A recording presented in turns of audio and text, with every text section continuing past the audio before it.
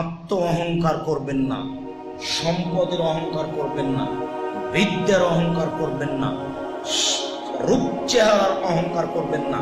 দেখেন না, খুব দামি গাড়ি যদি হয়, মোটর সাইকেল যখন চালায় তখন কেন জানি কেমন কেমন করে। দেখবেন খুব দামি 2-5 কোটি টাকার গাড়ি থেকে যখন নামছে ভদ্রলোক, তখন দেখবেন কি মোশান নিয়ে নামছে। এর নাম অহংকার। খুব সাবধান। জি কেমন আছেন? জি আলহামদুলিল্লাহ। আব্দুল রাজ্জাক সাহেব, আমার বড় ছেলে এখন লন্ডনে আছে। আরে এটা কেন এখানে?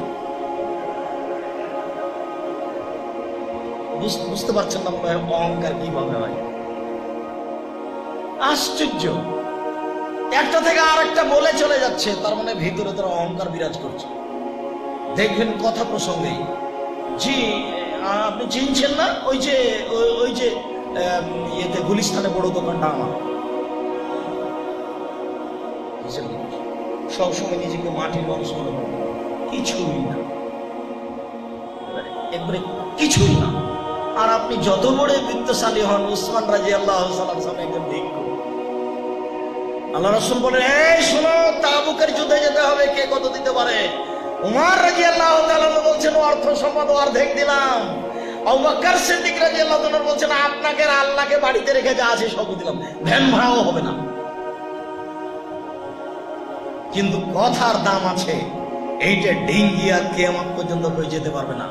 উসমান রাদিয়াল্লাহু তাআলা আনহু বলেন, আল্লাহর নবী, যত মানুষ যুদ্ধে যাবে তার অর্ধেকের যাতায়াত খরচ, খাওয়া খরচ আমি দেব। সেদিন মানুষ সংখ্যা ছিল 30,000। 15,000 মানুষকে তিনি যানবাহন উট দিবেন, 15,000 মানুষের 3 মাস খাওয়া খরচ দিবেন। তার নাম ধনী। দেশের সরকারকে বললে রাজি হবে না, তার নাম ধনী। টাকা ইনকাম করতে শিখেন, ব্যবসা বাণিজ্য করেন, তাহাজ্জুদ করে বেড়ান, দিন রাত ভাবেন টাকা টাকা ইনকাম করতে হবে, বড় বড় প্রতিষ্ঠান করতে হবে। টাকাটা ওইখানে খরচ করেছেন কেন? ওই যে যেখানে টাকা লাগে অনেক কিছু করতে, খবরদার ওখানে টাকা খরচ করবেন না, যেহেতু টাকা বিচারের মাঠে বুঝাতে হবে। টাকা ইনকাম করেন। আর উসমান রাদিয়াল্লাহু তাআলা মতো 2 হাত দিয়ে বিলিয়ে দেশের কওমি, খারিজি, বেসরকারি সঠিক আকীদার প্রতিষ্ঠানগুলোকে একদিনে দাঁড় করিয়ে দেন।